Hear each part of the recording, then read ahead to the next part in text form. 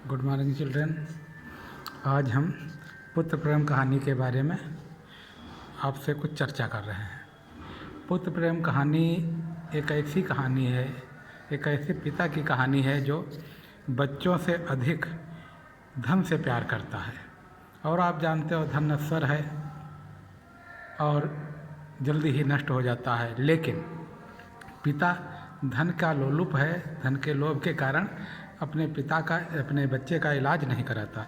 इसका परिणाम ये होता है कि बच्चा मर जाता है और पिता को आखिर जब उसे अपनी गलती का एहसास होता है तो वो दुख में डूब जाता है और उसके मरने के बाद में तमाम पैसा खर्च करता है।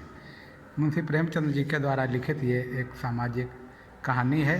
इसके माध्यम से लेखक ने हमें ये बताने का प्रयास किया है कि हमें धन का लोभी नहीं होना चाहिए, बल्कि अपने बच्चों और परिवार के प्रति अधिक उदार होना चाहिए और जिस प्रकार से हो सके हमें अपने बच्चों का, अपने परिवार का संरक्षण एवं पालन पोषण करने का प्रयास करना चाहिए। पैसा बहुत अधिक महत्व रखता है, लेकिन सब कुछ पैसा नहीं है। इस कहानी में एक वकील साहब हैं जिनका नाम है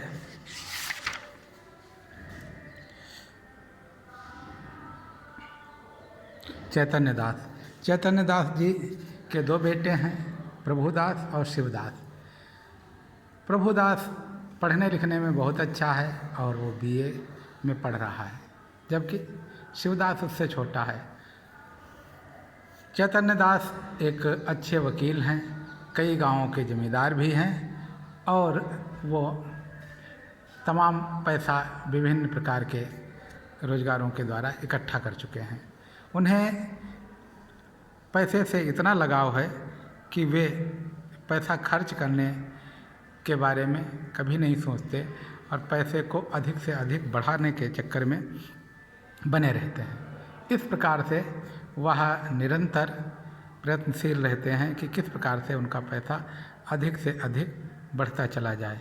इसी क्रम में लेकिन उनकी लालसा होती है कि उनका बेटा प्रभुदास मेरी तरह ही एक अच्छा सा एडवोकेट बने, एक बैरिस्टर बने, विदेश में जाकर के पढ़े, उस पर बहुत पैसा खर्च करूं। लेकिन वो बीए की परीक्षा देते समय बीमार हो जाता है, काफ़ी दिनों तक बुखार रहता है। ज्वर से पीड़ित रहने के कारण अधिक दिन तक वो तपेदिक यानी कि टीबी का मरीज हो जाता है। टीबी एक असाध्य रोग है जिसको आसानी से नहीं निराकरण किया जा सकता है, जिसका निदान बहुत आसानी से नहीं होता। अनेक जगह वो इलाज भी कराते हैं, लेकिन इलाज में उसे कोई फ़ायदा नहीं होता है। कुछ लोग सलाह देते हैं कि जाओ इसे इटली ले जाओ और इटली में इसका पक्का इलाज है। डॉक्टरों से वो सलाह लेता, डॉक्टर कहते हैं हाँ इटली ले जाओ, लगभग 3,000 रुपये का खर्चा आएगा और ये ठीक हो सकता है। लेकिन चैतन्य दास सोचते हैं हो सकता है, हो जाएगा ये निश्चित नहीं है। डॉक्टरों ने बताया कि ये तो कोई निश्चित नहीं बता सकता है कि ये ठीक हो जाएगा, लेकिन ये संभव है कि वहाँ ले जाने पर ये बच्चा ठीक हो जाए। इसलिए चैतन्य दास दुविधा में पड़ जाते हैं कि ले जाएं न ले जाएं। अगर ले जाएंगे हमारा पैसा भी चला जाएगा और हमारा बच्चा नहीं ठीक होगा तो फिर क्या होगा, पैसा तो चला ही जाएगा। उनकी पत्नी उनको बहुत आग्रह करती है कि कोई बात नहीं है, पैसा चला जाएगा चले जाएगा, लेकिन बच्चा अगर ठीक हो गया तो सब कुछ हो जाएगा।